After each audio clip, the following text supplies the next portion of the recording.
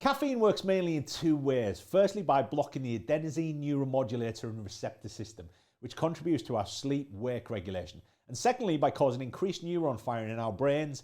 The pituitary gland senses this activity brought about by its consumption and thinks some sort of emergency must be occurring, so it releases hormones that tell the adrenal glands to produce adrenaline, or epinephrine as it's also known. Now, when we wake up and start cognitively and physically functioning, we use energy, and as a byproduct of that is an increase in the aforementioned adenosine. Adenosine drives sleep pressure, and as it accumulates in our body, it slowly shuts down in preparation for our sleep cycle. So the more adenosine we have, the more prepared we are for sleep. Our sleep cycle, if effective, prepares us for our wake cycle, and then we clear adenosine and do it all again. The harder we work cognitively and physically above our adapted level, the faster we create adenosine, the more sleep we need. Easy, right? Sleep well and you'll wake up firing on all cylinders, obviously.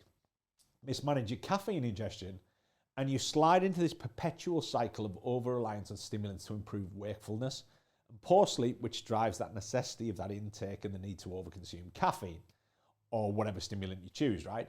Caffeine delays the onset of and reduces slow-wave sleep, the stuff that assists with memory consolidation and reduces other neurophysiological markers of sleep intensity.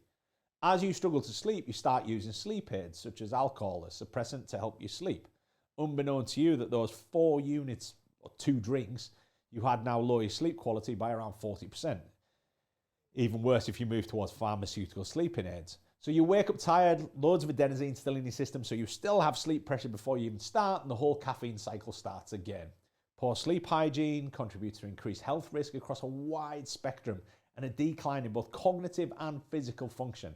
The corporate world is riddled with caffeine mismanagement. Workforces that, due in part to excessive tiredness, have difficulty coping with the pressures of daily home and work life, and therefore have what we would class as compromised mental health. Caffeine is a phenomenal performance-enhancing aid, but it lacks a myriad of education around its use and management.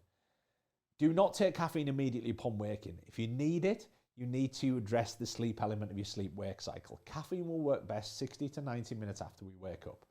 Do not consume caffeine after the first 8 hours of your working day.